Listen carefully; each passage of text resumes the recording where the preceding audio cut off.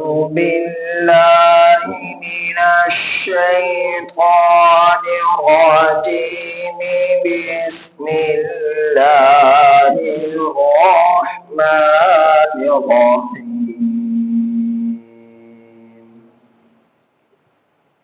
قال اهبطا منها جميعا بعضكم لبعض عدو فإما يأتينكم مني هدى فمن اتبع هداي فلا يضل ولا يشقى ومن أعرض عن ذكري فإن له معيشة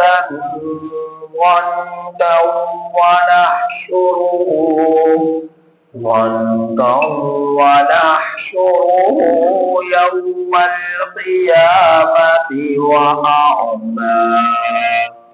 يوم القيامة أعمى قال رب لم حشرتني أعمى وقد كنت بصيرا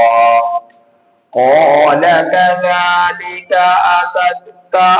آياتنا فنسيتها وكذلك اليوم تنسى وكذلك نجزي من أسرف ولم يؤمن بآيات ربه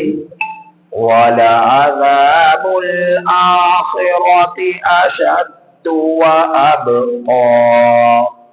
أفلم يهد لهم كم أهلكنا قبلهم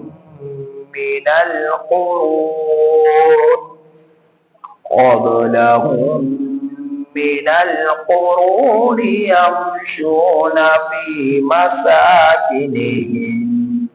إن في ذلك لآيات لأولي النهى اس سورہ طٰہٰ کی آیت نمبر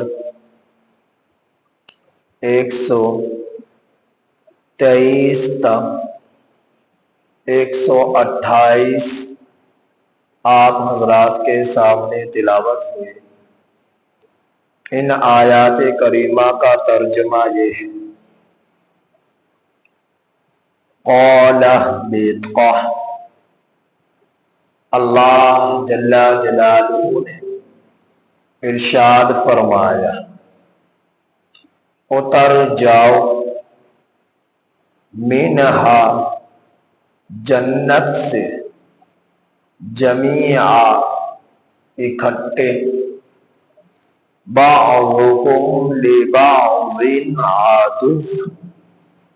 تم میں سے بعض کے دشمن ہوں گے۔ فرمایا اللہ جل جلالہ نے اہبطا، اتر جاؤ تم دونوں، منہا بحشت سے، جنت سے، جمیعاً اکٹھے، بعضکم تم میں سے بعض، لبعض عدو بعض کے دشمن ہوں گے۔ فَإِمَّا يَأْتِيَنَّكُمْ، پس اگر آئے تمہارے پاس، منی میری طرف سے، ہدا ہدایت، فَمَنِ اتَّبَعَ، پس جس شخص نے پیروی کی، ہدایہ میری ہدایت کی، فَلَا يَضِلُّ، پس وہ گمراہ نہ ہوگا، وَلَا يَشْقَى، اور نہ ہی وہ مشقت میں پڑے گا۔ بس جس شخص نے پیروی کی میری ہدایت کی، فلا یضل، پس نہ وہ گمراہ ہوگا، ولا یشقی، اور نہ ہی وہ مشقت میں پڑے گا۔ ومن اعرض، اور جس شخص نے اعراض کیا، عن ذکری، میری یاد سے، میرے ذکر سے، میرے قرآن سے، میری کتاب سے، میری فرقان سے، میرے قرآن سے، میری ہدایت سے، میری یاد سے جس شخص نے اعراض کیا، فَإِنَّ لَهُ، سو بے شک اس شخص کے لیے، معیشتاً، زندگی، ضنکا، تنگ ہوگی۔ جس شخص نے اعراض کیا میری یاد سے، میرے ذکر سے، میرے قرآن سے، اس شخص کے لیے زندگی ضنکا، تنگ ہوگی۔ وَنَحْشُرُهُ، اور ہم اسے اٹھائیں گے، یوم القیامت، قیامت کے دن، اعمیٰ، اندھا۔ قال، فرمایا، کہے گا، قال،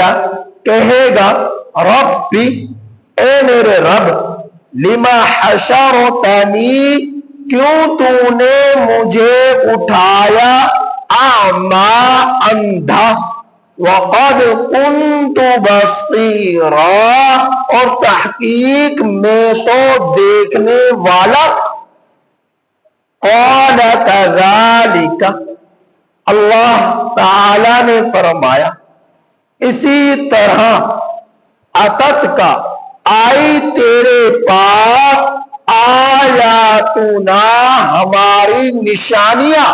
ہماری آیات، ہمارے معجزات، ہماری نشانیاں، ہماری دلیلیں، فنسیتہا، سو تو نے انہیں بھلا دیا۔ وَكَذَلِكَ الْيَوْمَ تُنْسَى، اور اسی طرح آج کے دن تجھے بھلا دیا جائے گا رحمت سے۔ وَكَذَلِكَ نَجْزِي، اور اسی طرح ہم بدلہ دیں گے، من اسرف، اس شخص کو جس نے اسراف کیا، اس شخص کو جس نے اسراف کیا، اور اسی طرح ہم بدلہ دیں گے، من اسرف، اس شخص کو کہ جس نے اسراف کیا، ولم یؤمن، اور نہ ایمان لایا، بآیات ربہ، اپنے رب کی آیات پر، وَلَعَذَابُ الْآخِرَةِ، اور البتہ آخرت کا عذاب، اشد، بہت سخت ہے، وَأَبْقَى،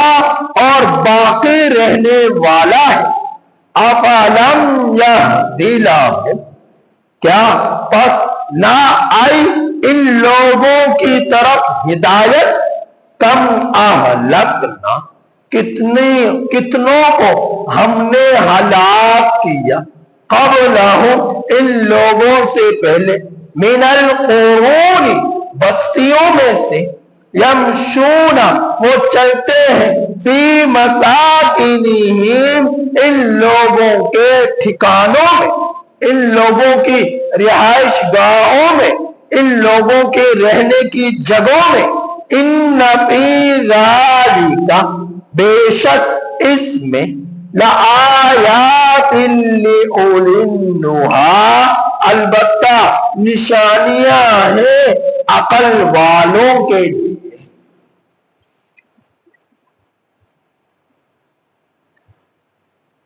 انسانی ضمیر کو جھنجھوڑنے کے لیے مردہ دلوں کو زندہ کرنے کے لیے،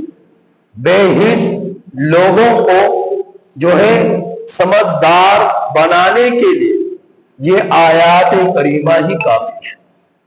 کہ دنیا میں آئی کیوں، آنے کا مقصد کیا، اس دنیا میں رہنا کیسے، اس دنیا میں زندگی گزارنی کیسی ہے،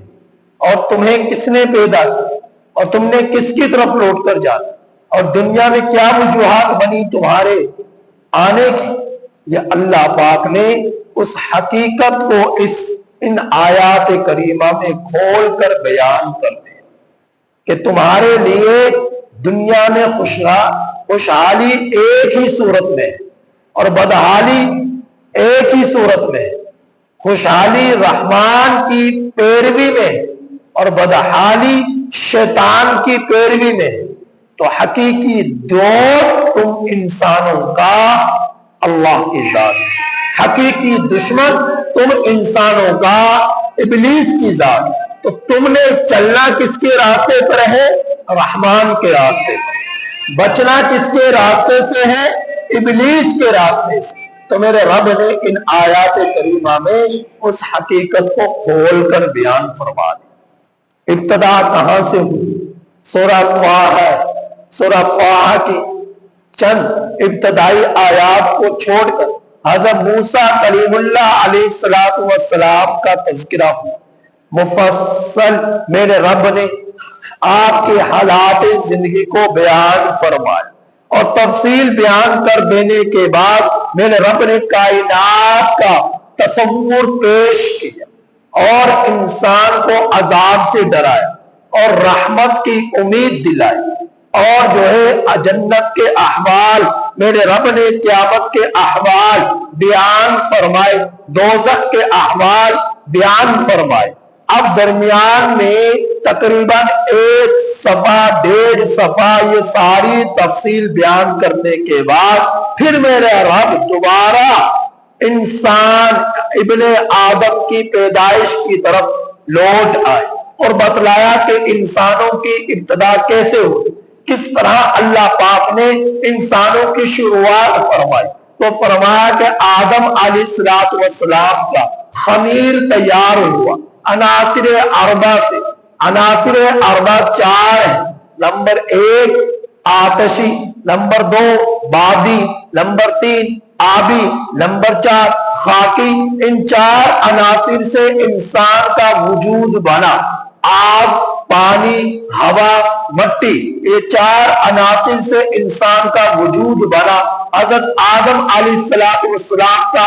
وجود بنا، اور آپ کے وجود کے بننے کے بعد آپ کے وجود میں میرے رب نے روح کو پھونک دیا اور آپ زندہ انسان بن گئے۔ اور جب آپ زندہ انسان بنے تو پھر رب کا حکم ہوا تمام فرشتوں کو اور ابلیس کو بھی کہ تم آدم علیہ السلام کو سجدہ کرو۔ وَإِذْ قُلْنَا لِلْمَلَائِكَةِ اسْجُدُوا لِآدَمَ فَسَجَدُوا إِلَّا إِبْلِيسَ أَبَىٰ۔ سب نے سجدہ کیا، ابلیس نے انکار کر دیا، اور یہ سجدہ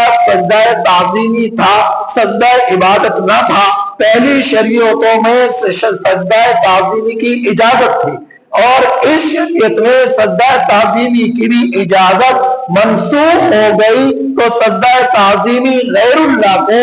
اس شریعت نے کرنے کی ذرا بھر بھی گنجائش نہ ہوئی۔ تو جب ابلیس نے انکار کیا، رب کا فرمان ہوا قَالَ مَا مَنَعَكَ أَلَّا تَسْجُدَ إِذْ أَمَرْتُكَ۔ اے ابلیس تو یہ تو بتا کہ تجھے تیرے رب کے حکم ماننے سے کس چیز نے روک دیا؟ اس نے کہا انا خیر میں اس انسان سے بہتر ہوں، خلقتنی من نار وخلقتہ من طین۔ تو نے مجھے آگ سے پیدا کیا اور اسے تو نے مٹی سے پیدا کیا، تو میں اس سے اعلیٰ ہوں، میں کیوں اسے سجدہ کروں؟ میرے اللہ نے فرمایا اے آدم علیہ السلام کی طرف مخاطب ہوئے، فرمایا فَقُلْنَا يَا آدَمُ، ابلیس کا جواب سننے کے بعد اے آدم إِنَّ هَذَا عَدُوٌّ لَكَ، یہ تیرا دشمن ہے، وَلِزَوْجِكَ، اور تیری بیوی کا دشمن ہے، فَلَا يُخْرِجَنَّكُمَا مِنَ الْجَنَّةِ فَتَشْقَىٰ، کہیں ایسا نہ ہو کہ یہ تیرا دشمن تم دونوں کو جنت سے نکلوا دینے میں کامیاب ہو جائے اور تم مشقت میں پڑ جاؤ۔ اور جنت ایسی اللہ کی نعمت ہے کہ اس میں تمہارے لیے بھوک ہے تو فوراً بھوک کا انتظام ہے، اس میں تمہارے لیے برہنہ پن ہے تو فوراً جنت کے لباس کا اہتمام ہے، اور اس کے اندر تمہیں اگر پیاس محسوس ہے فوراً جنت کی صاف شفاف ٹھنڈے پانی کی نہریں ہیں، ولا تضحى، اور اگر تمہارے لیے دھوپ دنیا میں ہوگی تو اللہ نے دھوپ سے، گرمی سے، شدت سے جنت میں تمہیں بچایا ہے، اور ٹھنڈی صاف شفاف دلوں کو سرور بخشنے والی، آنکھوں کو تر و تازگی بخشنے والی جنت کا موسم، جنت کی جو ہے روشنی اور جنت کی ہواؤں کا نظام تمہارے لیے اس جنت میں موجود ہے۔ آدم علیہ السلام کو نصیحت کر دی کہ اس شجرہ کے پاس، اس درخت کے پاس تم نے نہیں جانا، لیکن ابلیس نے آپ کے دل میں وسوسہ ڈالا، فوسوس الیہ الشیطان، ابلیس نے وسوسہ ڈالا، قال یا آدم، اے آدم، هل ادلک، کیا میں تیری رہنمائی کروں، علی شجرۃ الخلد، ہمیشگی رہنے والے درخت پر کہ جس کا پھل کھا لینے کی بنا پر تو ہمیشہ ہمیشہ کے لیے جنت میں رہے گا، جنت کی نعمتیں ہمیشہ رہیں گی۔ حضرت آدم علیہ السلام کو اس نے وقاسمہما انی لکما لمن الناصحین، قسم رب سبحانہ وتعالی کی کھا کر کہا، خدا کی قسم میں تیرا محسن ہوں، تیرا خیر خواہ ہوں، میری بات مان لے، اگر تو یہ پھل کھا لے تو ہمیشہ کے لیے جنت کے اندر تو رہے گا۔ اب اس نے یہ بات ڈالی، فَأَكَلَا مِنْهَا، بس دونوں نے اس درخت شجرہ ممنوعہ کو کھا لیا، فَبَدَتْ لَهُمَا، دونوں کی شرمگاہیں ظاہر ہو گئی، سَوْآتُهُمَا وَطَفِقَا يَقْصِفَانِ عَلَيْهِمَا مِنْ وَرَقِ الْجَنَّةِ، اب دونوں جنت کے درختوں کے پتوں کو اپنی شرمگاہوں پر چمٹانے لگے، ڈالنے لگے۔ وَعَصَىٰ آدَمُ رَبَّهُ، آدم علیہ السلام نے اپنے رب کی نافرمانی کر دی، فَغَوَىٰ، پس وہ چوک گئے۔ امام بغوی رحمت اللہ علیہ حضرت آدم علیہ السلام کے چوکنے کی 4 وجوہات بیان فرمائی۔ نمبر 1 وجہ کہ فرمایا آدم علیہ السلام کے سامنے ابلیس نے اللہ کے نام کی قسم کھائی۔ حضرت آدم علیہ السلام کے دل میں خیال آیا اللہ کے نام کی قسم کھا کر کون جھوٹ بول سکتا ہے؟ اللہ عظیم ذات، احکم الحاکمین ذات کے نام کی قسم کھائے اور قسم کھا کر جھوٹ کون بول سکتا ہے؟ حضرت آدم علیہ السلام کے دل میں یہ بات آئی اور فرمایا کہ قسم کی بنا پر یقین ہو گیا کہ اللہ کے نام کی قسم کھا کر کوئی جھوٹ بول ہی نہیں سکتا، ناممکن ہے، وہ تصور ہی نہیں کر سکتا۔ تو حضرت آدم علیہ السلام نے ابلیس پر بھروسہ کر لیا، اعتماد کر لیا۔ ایک وجہ یہ تھی۔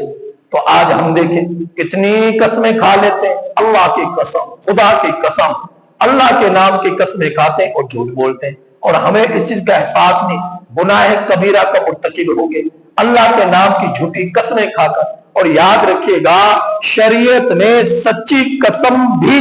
اللہ کے نام کے علاوہ کسی اور ذات کی تم کھا ہی نہیں سکتے۔ تم کہو نبی کی قسم، تم کہو باپ کی قسم، تم کہو ماں کی قسم، تم کہو استاد کی قسم، تم کہو قرآن کی قسم، اللہ کے نام کے علاوہ کسی اور کے نام کی قسم کھانے کی، کسی اور چیز کی قسم کھانے کی تمہیں اجازت شریعت نہیں دیتی۔ لیکن اللہ کے نام کی قسم بھی اگر اٹھائی جا رہی ہے تو اسی صورت میں ممکن ہے کہ جائز قسم ہو، ناجائز کام کی قسم نہ ہو، حلال کام کی قسم ہو، اور اس سے جہاں تک ممکن ہو بچا جائے کہ اللہ کی ذات بہت بڑی ذات ہے، بہت عظمتوں والی ذات ہے، بہت بلندیوں والی ذات ہے، بہت کریم ذات ہے، رحیم ذات ہے، بلند و بالا ذات ہے، اس کے نام کی قسم کھا لینے کے بعد کوئی اس قسم کو پورا نہ کر پائے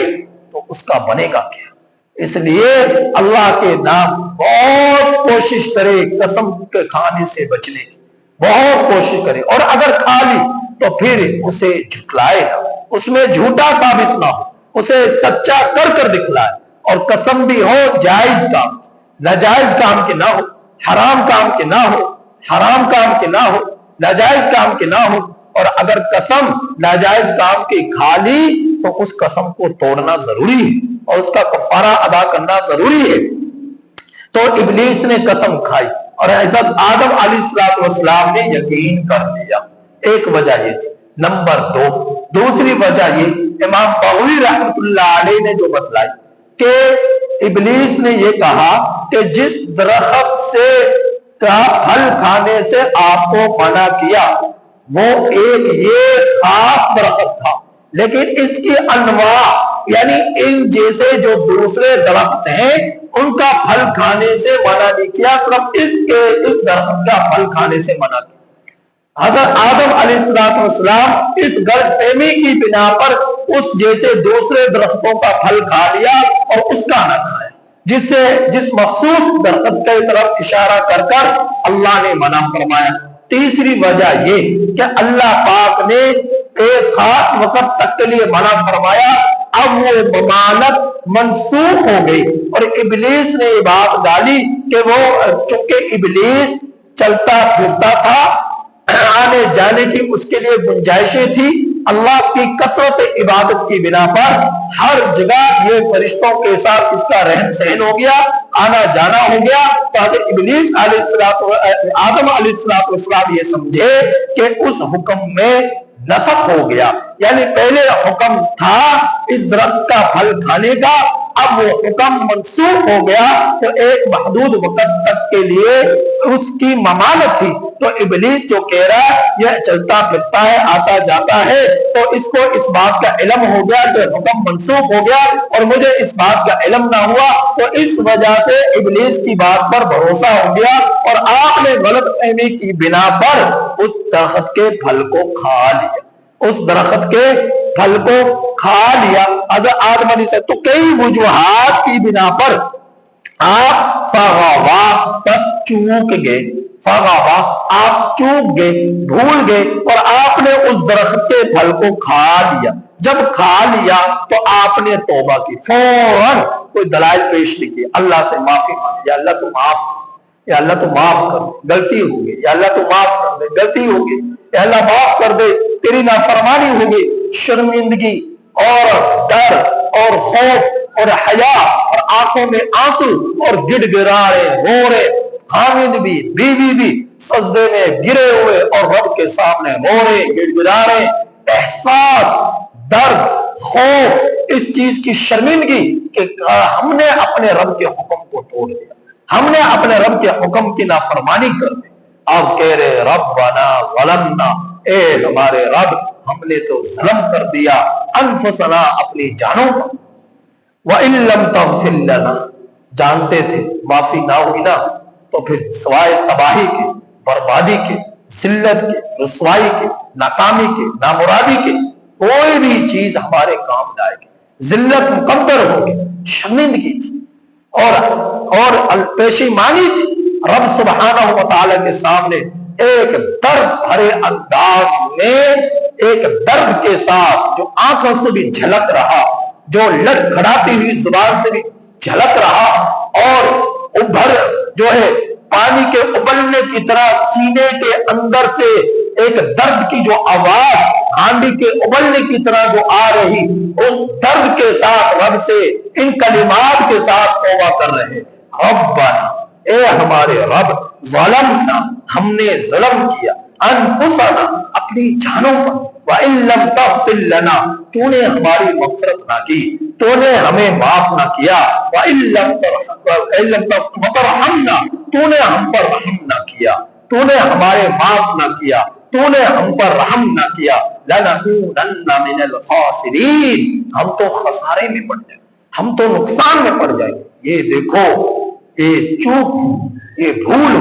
اور اس پر ایسا درد، اس پر ایسا خوف، اس پر ایسی پشیمانی، اور دوسری سمت ہمیں اسی آدم علیہ السلام کی اولاد صبح سے لے کر شام تک کتنی قسمیں کھاتے، کتنے جھوٹ بولتے، کتنی نمازیں چھوڑتے، کتنی بدنظری کرتے، کتنی بے حیائی کرتے، کتنی گالی گلوچ کرتے، کتنے حسد پالتے، کتنا بغض رکھتے، کتنا کینہ رکھتے، کتنی نفرتیں کرتے، کتنے رشتہ داریوں میں دراڑیں پیدا کرتے، کتنا حرام کماتے، کتنا حرام غذائیں اپنی اولادوں کو کھلاتے، کتنی رشوتیں لیتے، کتنا حسد کھاتے، کتنی جو ہے چوریاں کرتے، کتنی ڈکیتیاں کرتے، کیا کچھ ہم لوگ کیا کچھ نہیں کرتے،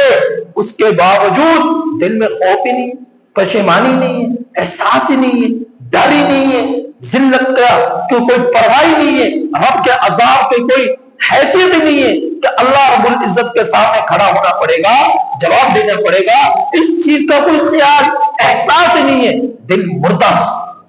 ہو گئے، سیاہ ہو گئے، تاریک ہو گئے، دلوں پر کوئی نیکی، کوئی اچھائی اثر ہی نہیں کرتی، تو اس قدر ہمارے دل مردہ ہو چکے ہیں، اس قدر ہمارے دل تاریک ہو چکے ہیں کہ نیکی کی بات کو اثر نہ کرے، ذکر کرنے کو دل نہ کرے، قرآن پڑھنے کو دل نہ کرے، قرآن سننے کو دل نہ کرے، ترجمہ سیکھنے کو دل نہ کرے، مسجد میں آنے کو دل نہ کرے، روزہ رکھنے کو دل نہ کرے، حج کرنے کو دل نہ کرے، جہاد کرنے کو دل نہ کرے، اور باطل کے خلاف آواز بلند کرنے کو دل نہ کرے۔ یہ خوف، یہ دل کی تنگی، یہ دین سے دوری، یہ اسلام سے لاپرواہی، یہ اللہ رب العزت کے رحمت سے دوری، اللہ رب العزت کے غضب کی پھٹکار ہمارے قدموں سے لے قدموں کے ناخنوں سے لے کر سر کے بالوں تک پوری طرح ہم لوگ اس ذلت میں مبتلا ہو چکے، اس رسوائی میں پڑ چکے، جس کی وجہ سے ہمارے وجود سے نیکیاں جھلکتی نہیں، ہمارے زبانوں پر ذکر آتا نہیں، ہمارا دل اللہ کی یاد سے زندہ نہیں ہوتا۔ وجہ کیا ہے کہ مردہ ضمیر بن گئے، ہم لوگ آخرت سے بے پرواہ ہو گئے، اور حقیقت جو عارضی چیزیں ہماری آنکھوں کے سامنے آ رہے ہیں اس کو حقیقت سمجھ بیٹھے۔ تو حضرت آدم علیہ السلام جو پوری انسانیت کے باپ ہیں، وہ دیکھے تھوڑی سی بھول ہوئی، چوک ہوئی، فوراً اللہ کے دربار میں گر گئے، رونے لگے، گڑ گڑانے لگے، گالوں پر ہلکے پڑ گئے، لائنیں بن گئی، آنسوں کی قطاروں کی نشانات پڑ گئے، اور رو رہے گڑ گڑا رہے ایک چھوٹی سی نافرمانی کی بنا پر، جس کو میرے رب نے چوک قرار دیا، بھول قرار دیا۔ اس بھول چوک کی بنا پر جو کہ آپ نے جان بوجھ کر نہیں ہوا، آپ سے بھول سے ہوا، تو اس بھول پر ہی اتنا لرزے، اتنا کپی تاری ہوئی، اتنی پشیمانی ہوئی کہ اللہ کے ہاں رو رہے، بیوی بھی خامد بھی، اور ایک طرف ہمیں کتنے گناہ کر رہے ہیں، کتنے جرائم کر رہے ہیں، کتنے ہم اللہ کے حکموں کو توڑ رہے، لیکن دور تک بھی احساس نہیں ہے،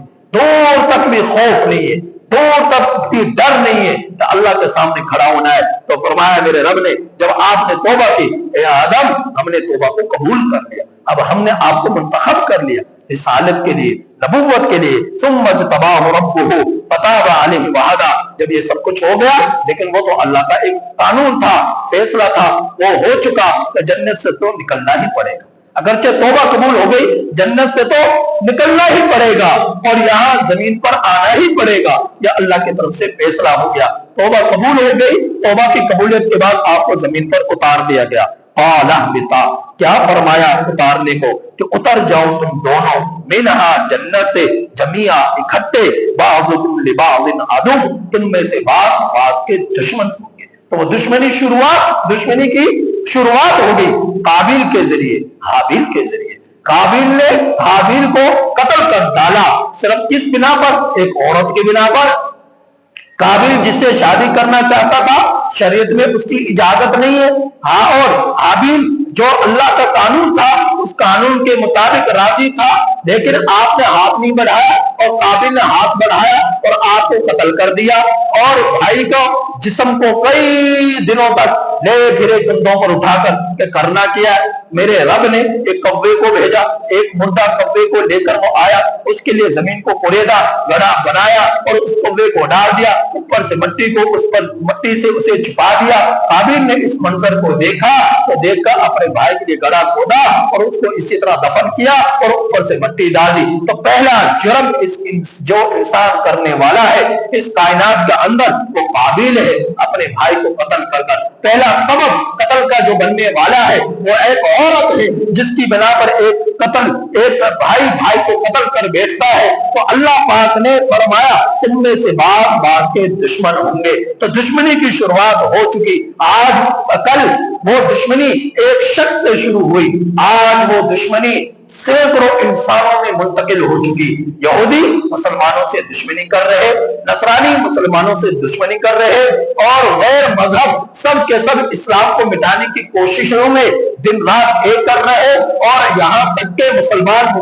سے دشمنی کر رہا، بھائی کو قتل کر رہا، اولاد والدین کو قتل کر رہی، اولادیں اپنی اولادوں کو قتل کر رہے، بیوی خامد کو قتل کروا رہی، خامد بیوی کو قتل کر رہا۔ آپ کو سینکڑوں ہزاروں مثالیں اس کائنات کے اندر ملیں گی۔ خونی رشتے ایک دوسرے کو قتل کر رہے، ایک دوسرے کی جو ہے گردنوں کو کاٹ رہے، ایک دوسرے کا حق کو کھا رہے، ایک دوسرے کو مٹانے کی کوششوں میں لگے ہوئے، ایک دوسرے کے لیے سینوں میں آگ لیے ہوئے، نفرت کی آگ، حسد کی آگ، بغض کی آگ، کینے کی آگ، یہ نفرتیں دلوں میں سینوں میں بسائے ہوئے، ہر ایک دوسرے کو نیچا دکھانے کی کوشش میں لگا ہوا، ہر ایک دوسرے کو برباد اور تباہ اور ذلیل کرنے کے در پر لگا ہوا، مال دولت کی کثرت، ایک دوسرے سے آگے نکلنے کی دوڑیں، یہ ہر ایک اکثر انسانوں کے دل میں لگی ہوئی۔ لیکن جس کے دل میں ایمان ہے، جس کی زندگی میں اسلام ہے، جس کے دل میں رب کی محبت ہے، وہ ان چیزوں سے بچتا ہے، آخرت کی فکر کرتا ہے، رب کو راضی کرتا ہے، نبی کی اتباع کرتا ہے، صحابہ کی پیروی کرتا ہے، اور اس قرآن سے تعلق جوڑتا ہے، اور قبر سے پناہ مانگتا ہے، حشر سے پناہ مانگتا ہے، رب کے غضب سے پناہ مانگتا ہے۔ اسی کوشش میں، اسی فکر میں اس انسان کی ساری زندگی گزر جاتی ہے، تو یہ ہے کامیاب انسان۔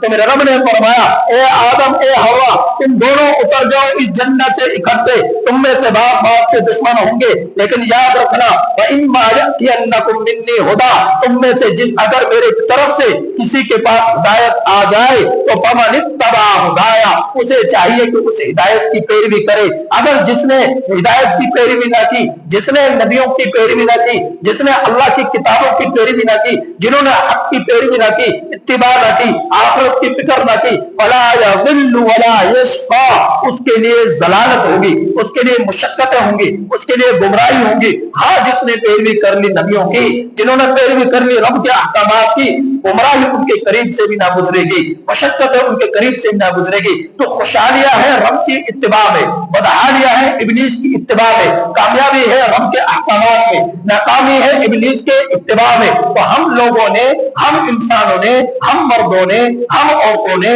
ہر جوانوں نے، ہم بوڑھوں نے رحمان کی مان کر زندگی گزارنی ہے، ابلیس کی مان کر زندگی نہیں گزارنی، کیونکہ رب نے فرما دیا خوشیاں راحتیں سکون رب کی اتباع میں ہے، نبیوں کی پیروی میں ہے، اسلام کے سائے تلے آنے میں ہے۔ یہ ہے کامیابی۔ آپ دنیا کی دولتوں میں، دنیا کے خزانوں میں، دنیا کے کارخانوں میں، دنیا کی سرمایہ کاری میں تم سکون تلاش کرو گے، تمہیں سکون نہیں ملے گا، کیونکہ سکون ہے رب کی پیروی اور اتباع میں۔ آج ہم رب کی پیروی سے دور چلے گئے، آج ہم رب کے احکامات سے دور بھاگ گئے، آج ہماری مسجدیں خالی ہو گئی، آج ہمارے مساجد ویران ہو گئی، آج ہمارے اندر دلوں میں دراڑیں پیدا ہو گئی، قرآن سے ہم دور ہو گئے، اسلام سے ہم دور ہو گئے، نبی کی زندگی سے ہم دور ہو گئے، تو سکون کہاں سے آئے گا؟ دولت میں سکون نہیں ہے، سرمایہ کاری میں سکون نہیں ہے، اور جو ہے دکانوں میں سکون نہیں ہے، سکون ہے رب کی پیروی میں، سکون ہے رب کی اتباع میں۔ تو میرے زندگی میں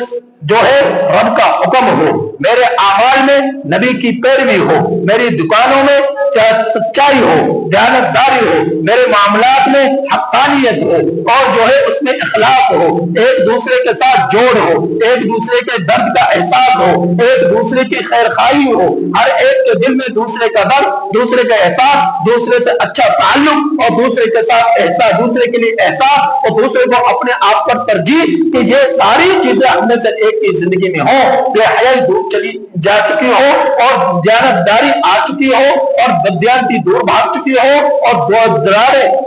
दूर हो चुकी हो, और जो है जोड़ हमारे करीब आ चुका हो। हमें से एक की जिंदगी ऐसी होनी चाहिए। फरमाया मेरे रब ने, वमन अअरज़ अन ज़िक्री, जिस शख्स ने मेरे जिक्र से एराज किया। यहाँ जिक्र से एक माना मुफस्सिरीन ने बयान फरमाया कि कुरान मजीद है। इन्ना नहनु नज़्ज़लना ज़िक्रा व इन्ना लहु लहाफ़िज़ून। यहाँ पर जिक्र से मुराद कुरान मजीद लिया गया, तो कुरान के नाम बेशुमार है। कुरान का नाम है, हुदा कुरान का नाम है, मौइज़ा कुरान का नाम है, मजीद कुरान का नाम है, करीम कुरान का नाम है, फुरकान कुरान का नाम है। कुरान करीम के बेशुमार नाम मेरे रब ने कुरान मजीद में जिक्र फरमाए, तो यहाँ भी जिक्र, और जिक्र भी कुरान के नामों में से एक नाम, तो यहाँ जिक्र से मुराद कुरान मजीद का नाम है। तो मेरे रब ने फरमाया जो मेरे जिक्र से एराज करेगा, यानी जो मेरे कुरान से एराज करेगा, यानी जो मेरे कुरान करीम के अहकामात से रूगर्दारी करेगा,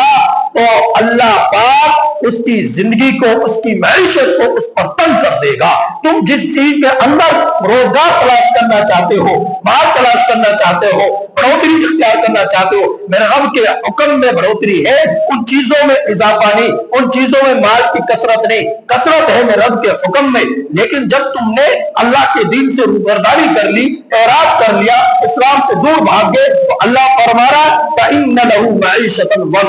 कितनी ही तिजारतें क्यों ना कर लो, कितनी ही दुकानदारियां क्यों ना कर लो, कितने लेन देन के मामला क्यों ना कर लो, कितने भी तुम दौड़ धूप में और दौलत की कसरत इख्तियार करने के लिए भागो, और जो है दिन रात एक कर दो, लेकिन अल्लाह ने ना चाहा तो तुम्हें कुछ नहीं मिलेगा। अगर अल्लाह ने चाहा तुम्हें बहुत कुछ मिल सकता है, और बहुत कुछ किस सूरत में मिलेगा, वो मेरे रब ने फरमाया वो मेरी पैरवी में आने से मिलेगा, मेरे इस्लाम के साए तले आने में मिलेगा, कुरान से ताल्लुक मजबूत करने में मिलेगा। तो एक तफसीर जिक्र से यहाँ पर कुरान मजीद है, दूसरी तफसीर फरमाया चूंकि जिक्र यहाँ पर हजरत आदम अलैहिस्सलाम का चल रहा है, तो हजरत आदम अलैहिस्सलाम से अल्लाह मुखातिब होकर फरमा रहे कि जो मेरे जिक्र से एराज करेगा। तो यहाँ जिक्र से मुराद जिक्र कल्बी भी है, जिक्र लिसानी भी है, जिक्र हर उस चीज को कहते हैं कि जिस चीज से तुम्हें अपना रब याद रहे, तुम्हारे दिल में अल्लाह की तरफ ध्यान है, तुम्हारे दिल में अल्लाह की तरफ तवज्जो है, अल्लाह अल्लाह अल्लाह अल्लाह की जात और वजूद ही तुम्हारे तन मन धन में पूरी तरह बसा हुआ है। तो ये भी एक जिक्र की सूरत है। जिक्र की एक सूरत जुबान के जरिए आप जिक्र करें, जब आप जुबान के जरिए जिक्र करें, अल्लाह की तहमीद करें, अल्लाह की तकबीर करें, अल्लाह की तस्बीह करें, आप अल्लाह की जो है बड़ाई बयान करें, अल्लाह की किबरियाई बयान करें, हर वक्त आपकी जुबान पर अल्लाह का जिक्र रहे। कलमा तय्यबा की सूरत में, सुभान अल्लाह की सूरत में, अल्हम्दुलिल्लाह की सूरत में, अल्लाह अकबर की सूरत में, तीसरे कलमे की सूरत में, ला इलाहा इल्लल्लाह की सूरत में, बेशुमार जिक्र के अल्फाज कुरान में हदीस में आए हैं। तो आपकी जुबान पर हर वक्त जब अल्लाह का जिक्र होगा, तो अल्लाह पाक तुम्हारी जिंदगी में खुशहाली ले आएंगे, तुम्हारी मईशत मजबूत हो जाएगी, तुम्हारी जिंदगियों में सुकून लौट आएगा। अगर अल्लाह की याद, चूंकि जब अल्लाह की याद नहीं होती, ये दिल तारीफ हो जाता है, ये दिल मुर्दा हो जाता है, इस पर नेकी असर नहीं करती, नेकी करने को दिल नहीं चाहता, इबादत करने को दिल नहीं चाहता, कुरान सुनने को, पढ़ने को दिल नहीं चाहता, एक दूसरे का एहसास नहीं होता दर्द का। तो क्यों ऐसा होता है? जब दिल मुर्दा हो जाते हैं, तारीफ हो जाते हैं। क्यों होते हैं? अल्लाह की याद से गफलतें बरतने की बिना पर। तो यहाँ पर जिक्र से एक माना मुफस्सिरीन ने यह बयान फरमाया कि जिक्र से मुराद अल्लाह की याद, के जुबान पर अल्लाह की याद हो, रब का तज़किरा हो, दिल में अल्लाह रब्बुल इज्जत का इश्क हो और अल्लाह की याद हो। जब ऐसा होगा तो अल्लाह तुम्हारी मैशत को मजबूत कर देगा। तो इन आयात करीमा में आगे भी जिक्र चला आ रहा है, इंशाल्लाह तफसीर कल बयान करूंगा। तो खुलासा ये हुआ, हमने अपने रब की मानकर जिंदगी गुजारनी है। अल्लाह ने हमें दुनिया में इसलिए भेजा